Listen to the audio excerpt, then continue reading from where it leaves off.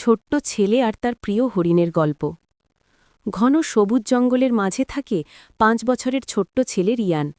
তার সবচেয়ে প্রিয় বন্ধু হল একটি ছোট্ট বাদামি হরিণ, নাম টুনি। প্রতিদিনই রিয়ান আর টুনি জঙ্গলের খোলা জায়গায় খেলতে বের হয়। সকালের নরম রোদে আজও তারা দৌড় প্রতিযোগিতা শুরু করল। রিয়ান হেসে বলল, দেখি টুনি, আজ কে আগে বড় গাছটায় পৌঁছাতে পারে। টুনি লাফিয়ে লাফিয়ে রিয়ানের পাশ দিয়ে ছুটে যায়।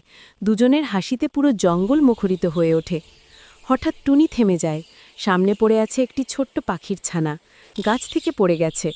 রিয়ান আলতো করে ছানাটিকে তুলে নেয়। টুনি তার মাথা দিয়ে হালকা ঠেলা দিয়ে পথ দেখিয়ে দেয় ছানার বাসার দিকে। রিয়ান ছানাটিকে বাসায় তুলে দিয়ে বলল, টুনি, আমরা শুধু খেলি না, আমরা সাহায্যও করি। টুনি যেন হাসল, তার চোখ দুটো উজ্জ্বল হয়ে উঠল। সূর্য ডুবে যেতেই রিয়ান টুনির গলা জড়িয়ে ধরল। তারা দুজন আবার কাল দেখা করার প্রতিশ্রুতি দিল। বন্ধুত্বের জাদু ঠিক এভাবেই জঙ্গলের মাঝখানে প্রতিদিন ফুটে ওঠে।